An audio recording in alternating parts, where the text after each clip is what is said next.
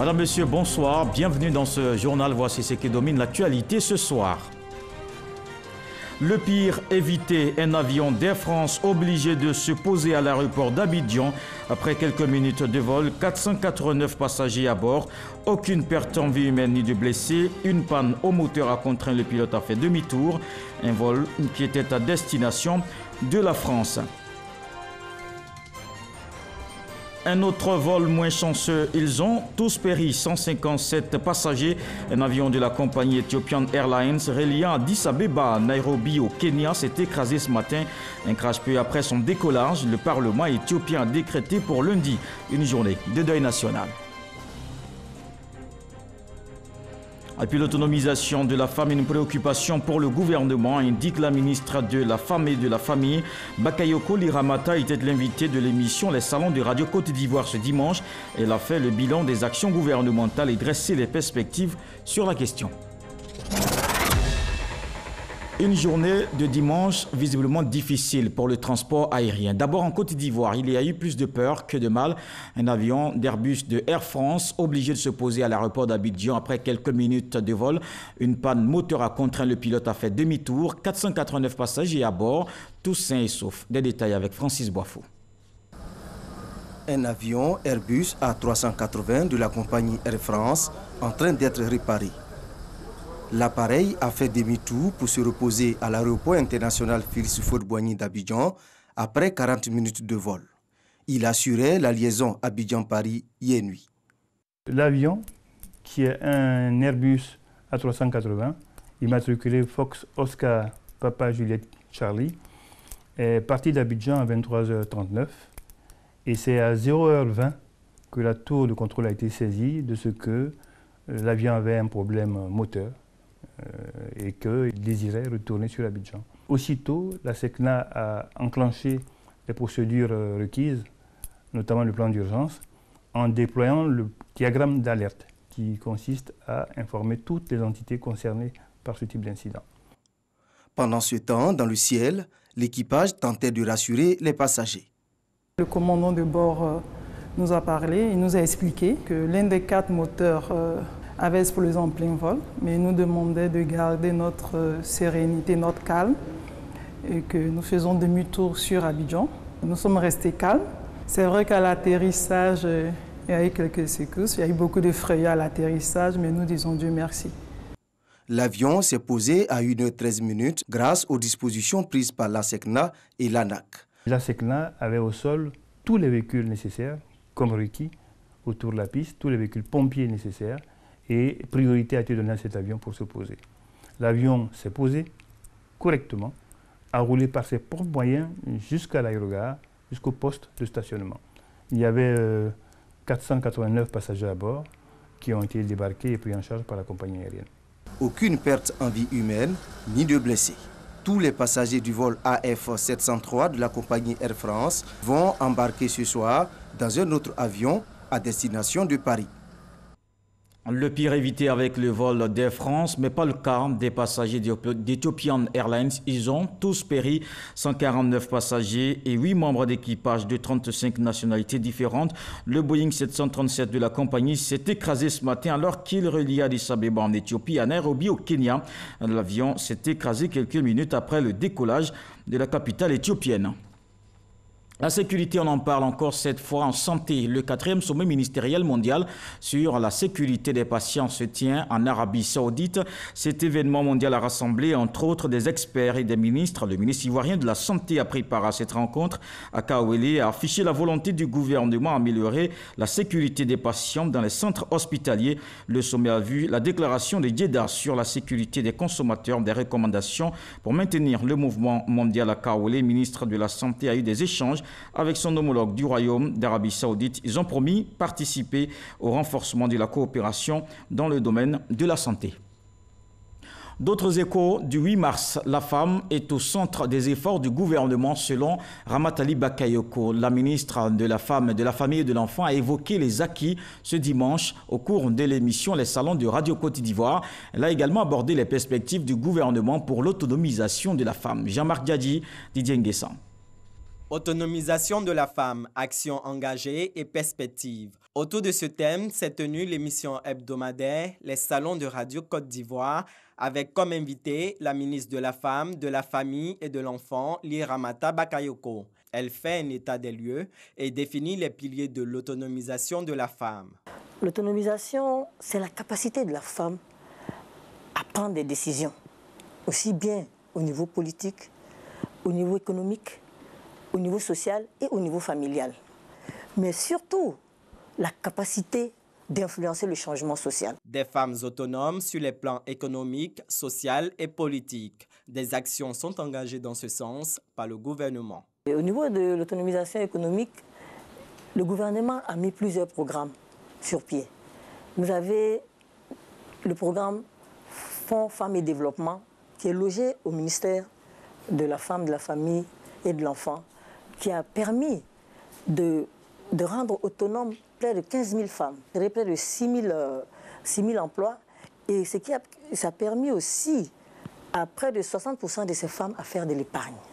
Un fonds qui a été mis en place par le ministère en charge du commerce, c'est le fonds de l'entrepreneuriat féminin, qui permet également aux femmes d'entrepreneurs vulnérables de devenir de vrais entrepreneurs. Un clin d'œil est fait au thème de la Journée internationale des droits de la femme 2019. Le numérique est proposé comme outil d'émancipation, de lutte contre la pauvreté et d'égalité des sexes. On a modernisé la plupart de ces IFEF avec les maisons digitales, c'est-à-dire amener les femmes à s'alphabétiser à travers le numérique.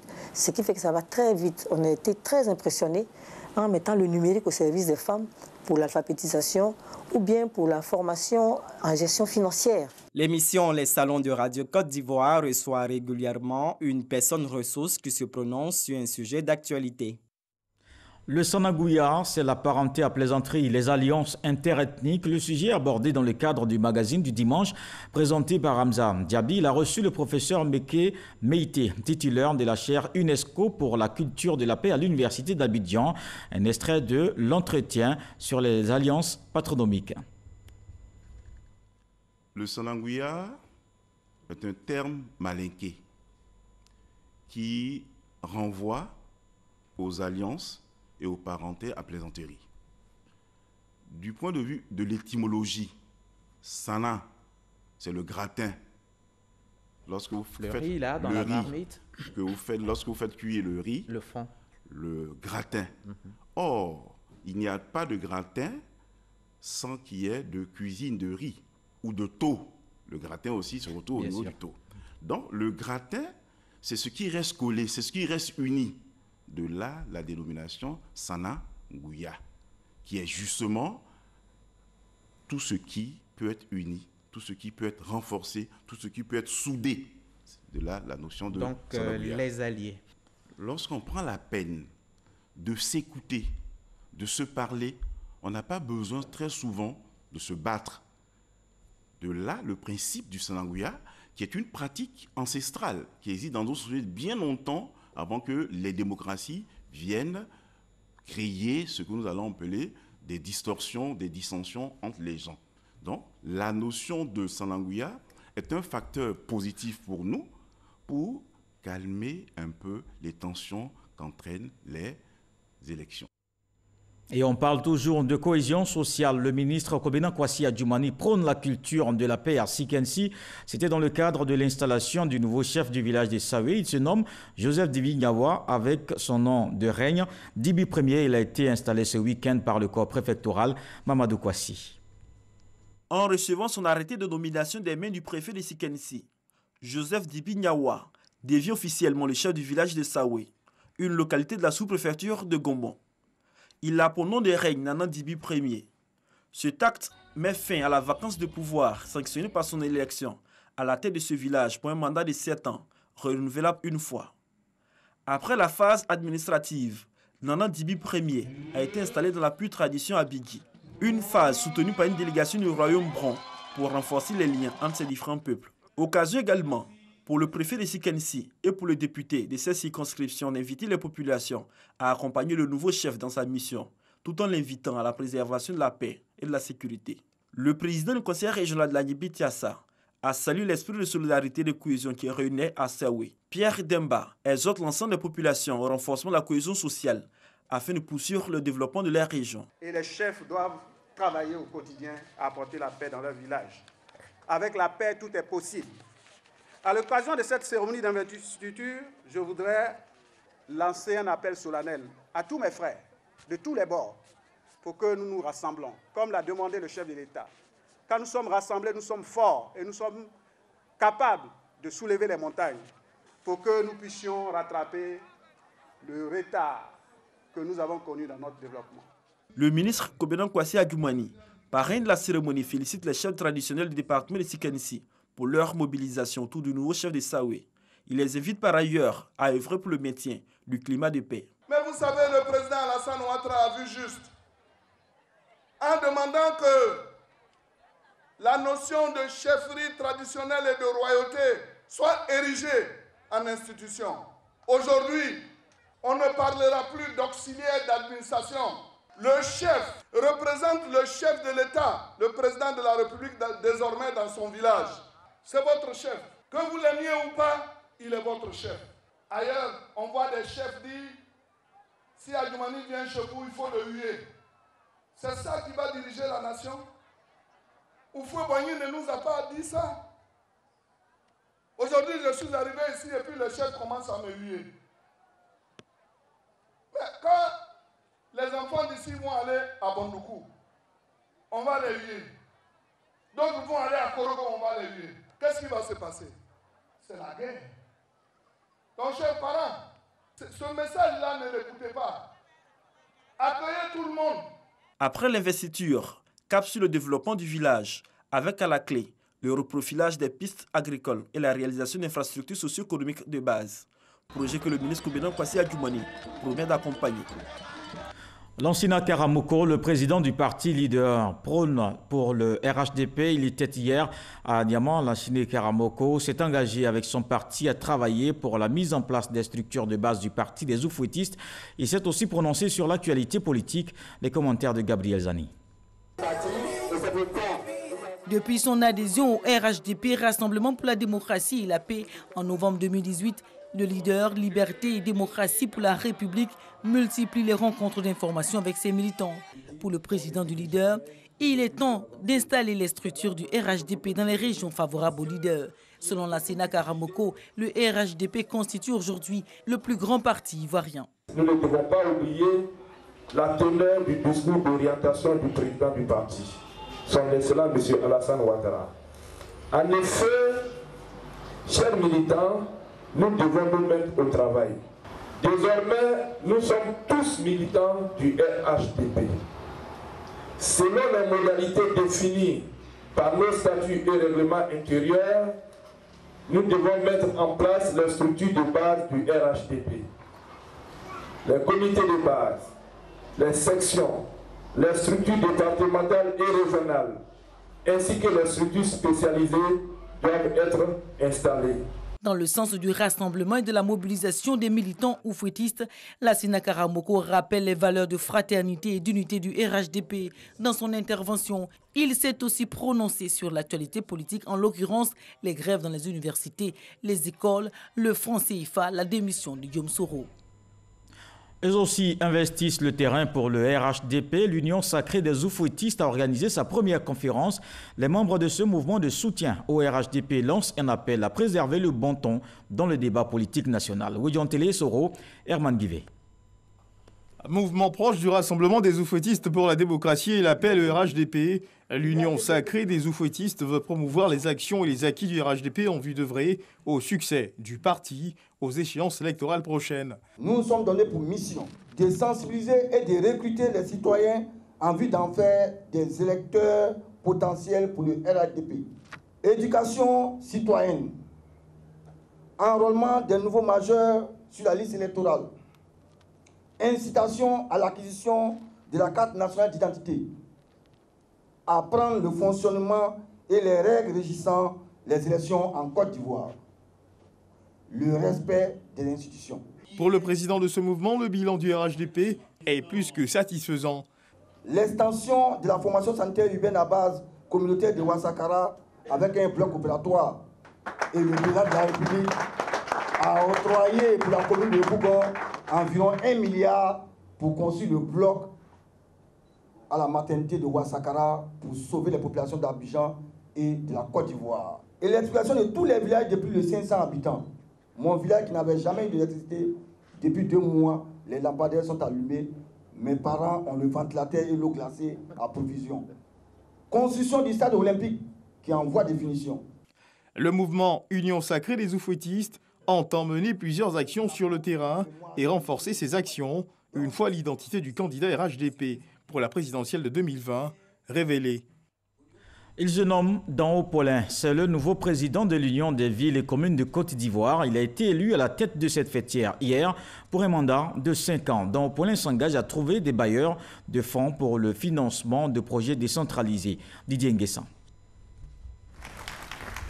Ovationné par ses pairs, le maire d'Atekoubé, Paulin Dao, vient d'être élu président de l'Union des villes et communes de Côte d'Ivoire, UVICOSI. À l'issue de l'Assemblée générale de l'Union, Paulin Dao remporte l'élection du président du bureau exécutif avec 150 voix contre 13 pour son adversaire, Olivier Djabidje, maire de la commune de Zionoula. Le nouveau président de l'UVICOSI entend ouvrir de nombreux chantiers. Ce que les populations attendent de nous aujourd'hui, c'est que nous apportions les équipements de proximité, que nous soyons le bras séculier du gouvernement dans sa politique de proximité.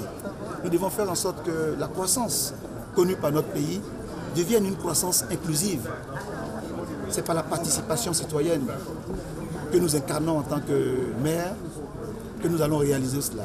Donc les maires de Côte d'Ivoire sont disponibles pour être aux côtés du gouvernement, constituer une force de proposition et d'action pour le bien de nos concitoyens.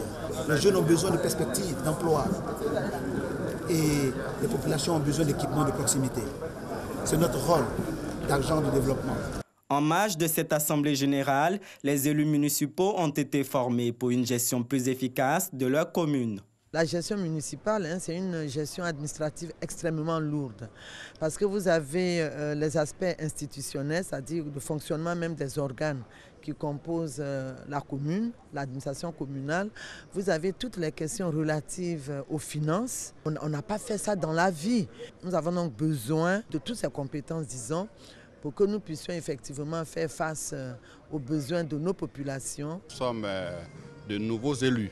Et il était important que nous puissions venir voir et nous imprégner de nos tâches, de nos missions par rapport à nos populations locales. Nous sommes là pour essayer de comprendre un peu quels sont les rudiments qu'on peut nous apporter pour mieux comprendre la mission qui est la nôtre et être plus efficace sur le terrain. Le ministre de la Ville, François Amichia, a apporté son soutien au maire et décliné quelques projets de son département ministériel. Il s'agit notamment de la mise sur pied d'une politique nationale de la ville, de la création d'un observatoire des données urbaines et d'un programme d'urgence de mise à niveau des quartiers défavorisés.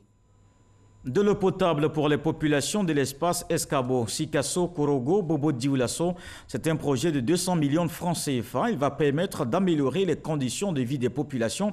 Mercredi dernier, une délégation de l'UMOA est allée s'assurer de la réalisation effective de ces ouvrages. Des détails avec Ami Sissoko. 10 mois après le lancement des travaux de 20 forages dans les régions de Sikasso au Mali et des Cascades au Burkina Faso, une délégation conjointe de l'UMOA et de l'Union transfrontalière des collectivités territoriales de l'espace Sikasso, Korogo et Bobo Dioulasso, Escabo, vient constater de visu la réalisation des travaux. À sa tête, le président de la région de la Bagoué et président de Escabo, Siama Bamba. Tous travaux à un cahier des charges, il fallait voir si le cahier des charges avait été respecté. En allant du côté des populations, il y a la satisfaction. La satisfaction, on a eu de l'eau. Est-ce que l'eau qu'on a eue correspond à la qualité de l'eau qu'on voulait offrir aux populations? Est-ce que cette eau garantit la sécurité alimentaire des populations? Les travaux sont achevés. Nous avons fait cette mission qualité pour voir si ça répond vraiment aux prescriptions. Si ça ne répondait pas, s'il y a des insuffisances, on va inviter l'entreprise à reprendre les travaux parce que nous tenons à mettre en œuvre des infrastructures durables. Nous tenons à ce qu'il y ait une exploitation durable, que dans 3, 5 ans et 10 ans, que les populations puissent toujours jouir vraiment de ces ouvrages-là. Première étape de cette visite, la région de Sikasso au Mali, dont la commune Loulouni bénéficie de 10 forages. La seconde étape s'est déroulée au Burkina Faso, dans la commune de Wéléni, située dans la région des Cascades, avec aussi 10 pompes à motricité humaine. Un projet initié par l'Union transfrontalière des collectivités territoriales de l'espace Escabo et l'UEMOA au profit de leur population. Dans la délégation, des experts en hydraulique pour se prononcer sur la qualité des ouvrages et de l'eau avant la livraison officielle. Vu les analyses physico-chimiques et puis vu l'eau que nous avons fait sortir des pompes, nous pouvons dire que l'eau est potable pour la population, propre à la consommation. C'est vrai qu'on peut améliorer encore, c'est des accessoires, la clôture, l'intérieur et tout ça, mais ça ne nous empêche pas de donner de l'eau propre à la population. Ces 20 forages sont entièrement financés par la coopération suisse à hauteur de 200 millions de francs CFA. Ce sont au total 18 projets prioritaires d'un montant de 45 milliards de francs CFA qui seront réalisés pour le développement de l'espace Escabo qui compte environ 10 millions d'habitants. C'est une tournée pour la bonne humeur. Bonjour Tour 2019. L'équipe de production de cette émission humoristique de la RTI était le dimanche dernier dans la ville de Bouaké. Le public s'est dit émerveillé par les différentes prestations des humoristes. Cela, c'était en présence de nombreux cadres élus et surtout du ministre des Transports, Amadou Koné, quelques temps forts avec Konepa Gassoro. Bouaké, il est un peu plus de 20 heures. Aux abords du palais de carnaval, une longue file d'attente. Au portail, les forces de défense et de sécurité veillent au grain pour éviter tout débordement. Ces spectateurs de l'émission humoristique à succès de la radiodiffusion-télévision ivoirienne RTI sont minutieusement contrôlés. Un contrôle qui va permettre aux forces de l'ordre de retrouver dans le sac de ce jeune homme des objets dangereux. Après la foule, on a vu qu'il a des tournevis qu'on peut utiliser pour agresser quelqu'un. Il y a des objets tranchants et piquants, tout ça. Donc c'est pour la peine qu'on lui permet de pouvoir assister. Mais qui peut aller déposer peut revenir. Parce que notre objectif, il faut qu'il y ait zéro incident. Quelques minutes plus tard, le concerné, un réparateur de portable, se retrouve à nouveau dans le rang. Je n'ai pas voulu faire du mal à quelqu'un. Je suis un réparateur ici qui est au travail. Maintenant, ici, je suis venu directement ici. J'espère qu'arriver à la maison, ici, venu regarder Bonjour 2019. Rassurés de s'être débarrassés de ces objets gênants, les agents de sécurité l'autorisent à regagner la salle. Avoir accès à la salle, un vœu cher à tous ces spectateurs, personne ne voulant se faire compter l'événement. Je suis venu voir Bonjour 2019. Je vais me faire plaisir, je vais voir ça vis-à-vis. Il n'y a pas d'âge pour le rire. À l'intérieur, les partenaires et les premiers spectateurs sont égayés par les humoristes locaux. Je viens pour m'amuser et rire. C'est ma première fois d'assister Bonjour 2019. Les voir tous les jours, ça nous donne une certaine motivation. Rire, guérit. Donc le fait de les voir et revenir rire encore, ça nous ragaillardit, ça nous guérit et vraiment ça fait un plaisir. À l'arrière du podium, certains humoristes se font maquiller quand d'autres sont en pleine conversation. Moi, je ne sais pas, mais bon, comme c'est une obligation, je dois passer par ici. Sinon, je n'ai pas besoin de tolérer peinture, tout ça. Je n'ai pas besoin de ça. Les membres de l'équipe de production, quant à eux, reçoivent les dernières consignes de la part de leurs responsables. 21h30, le parrain de Bonjour Bouaké, le ministre des Transports Amadou Koné et le maire de la commune de Bouaké font leur entrée. Le spectacle peut alors commencer. Quand tu regardes un film hindou, tu ne comprends pas. Et toutes tes chansons. Un petit hindou d'un film, il a volé viande à sauce. Sa maman est sortie derrière l'enfant là. Il est en train de voler viande à sauce. Elle a regardé comme ça. Tu sais, dans les films, il y a beaucoup de suspens. Voum. Voum. Voum. Aïchi. Aïsumele Kanamatu. Les tontons qui portent veste là, souvent, si vous souffrez, je te jure, souvent tu les vois si taper les marches comme ça.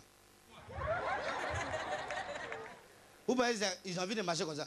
C'est parce qu'il y a beaucoup, il y a d'autres qui ont gros vent dedans. Donc quand ils portent veste, il faut rentrer les vents. À Gamé, il a fait rentrer. Et puis il marche comme ça. Et puis il y a une femme qui a crié, mais c'est le mec quand il a fait ça. Tous les Occasion pour le parrain et le maire de Bouaké de saluer l'initiative de la RTI et féliciter les humoristes.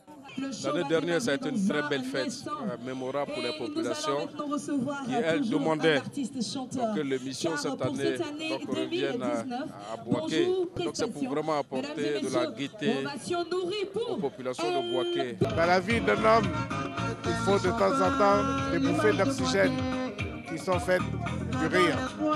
Et cette soirée qui est offerte à la population de Bouaké est bienvenue. À l'issue du spectacle, population de Bouaké et spectateurs de Bonjour venus d'Abidjan et de plusieurs autres villes de l'intérieur du pays se disent séduits par les différentes prestations.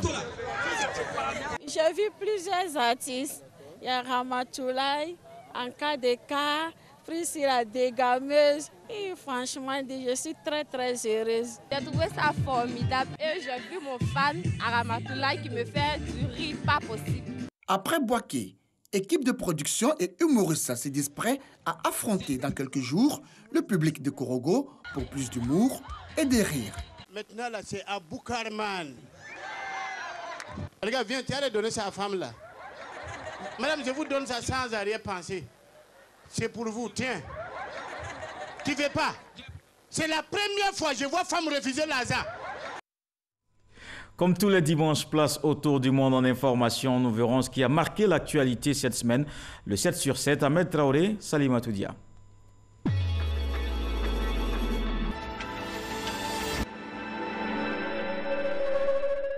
Les sympathisants du Parti démocratique italien PD de centre-gauche ont élu à leur tête Nicola Zingaretti, âgé de 53 ans, qui sera désormais chargé d'affronter les formations populistes au pouvoir. Nicola Zingaretti est actuellement le président de la région du Latium, qui comprend la ville de Rome. Ancien membre du Parti communiste italien, membre fondateur du Parti démocratique PD en 2007 et ex-eurodéputé, il prône le fédéralisme européen. Juan Guaido, président autoproclamé, a été accueilli en véritable héros par des milliers de sympathisants dans le centre de Caracas. Et pour cause, le régime avait averti que le jeune leader de l'opposition devrait affronter la justice à son retour au pays, le Venezuela, qu'il avait quitté il y a une dizaine de jours. Le tribunal suprême lui avait interdit de quitter le territoire. Mais finalement, Juan Guaido est rentré défiant ainsi l'autorité, mais aussi les institutions proches du régime. En République démocratique du Congo, l'Ebola a fait plus de 300 morts depuis la reprise de l'épidémie en août. L'insécurité rend difficile la lutte contre la maladie, mais celle-ci devrait faire moins de morts qu'en 2014. Le ministre de la Santé, Dr Oli Ilunga, a d'abord dressé le tableau de cette maladie qu'a connu le pays et le continent africain. En revanche, il s'est montré optimiste sur le dispositif de riposte mis en place pour faire face à cette maladie. Votée l'année dernière, la loi sur les partis politiques prévoit la dissolution de tout parti politique qui participe 2 fois consécutives à une élection municipale sans atteindre un pourcentage des suffrages exprimés. Le gouvernement de Mohamed Ould Abdelaziz a décidé de mettre en application ce texte alors que l'élection présidentielle approche. Le pays ne compte plus que 28 partis au lieu de 107. Ce sont au total 67 partis qui ont été dissous. La Camerounaise Aïssa Doumara a été distinguée à l'occasion de la Journée internationale des droits des femmes. Cette femme de 46 ans, qui gère une association qui lutte contre les violences faites aux femmes dans son pays, a reçu ce vendredi matin à Paris le prix Simone Veil, un prix créé par Emmanuel Macron en hommage à l'ancienne ministre décédée en 2017 et dont c'était la première édition. Aïssa Doumara a dédié ce prix à toutes les femmes victimes de violences et de mariages forcés et à toutes les rescapées de Boko Haram. Une marée humaine a défilé dans le centre d'Alger contre un 5e mandat d'Abdelaziz Bouteflika. La mobilisation était largement supérieure à celle des manifestations des 2 précédents vendredis dans la capitale algérienne. Le flot de manifestants a grossi après la fin de la grande prière musulmane hebdomadaire. Aucun incident n'a été signalé. Un Boeing 737 de la compagnie aérienne Ethiopian Airlines s'est écrasé en Éthiopie ce dimanche 10 mars avec 157 personnes à son bord, 149 passagers et 8 membres d'équipage. Le crash a eu lieu près de Bishoftu, à 62 km d'Addis Abeba. L'appareil avait décollé à 8h38 de l'aéroport international Bolé dans la capitale éthiopienne et a perdu le contact 6 minutes plus tard alors qu'il était à destination de Nairobi.